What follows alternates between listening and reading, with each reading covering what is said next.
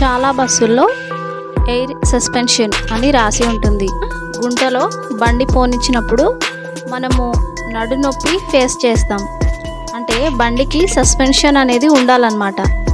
Bike అయితే ముందల వెనక షాక్ అబ్జార్బర్స్ అంటే స్ప్రింగులు ఉంటాయి. గుంటలో పడినప్పుడు అవి కంప్రెస్ అయ్యి గుంట బయటికి రాగానే మామూలు స్థితికి వస్తాయి.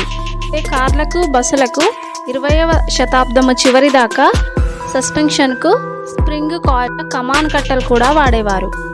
అయితే సైన్స్ అభివృద్ధిలో భాగంగా ఈ మెకానికల్ స్ప్రింగ్లకు బదులు ఎయిర్ కంప్రెషన్ చేయడం ద్వారా సస్పెన్షన్ను కంట్రోల్ చేయడం కనుగొన్నారు.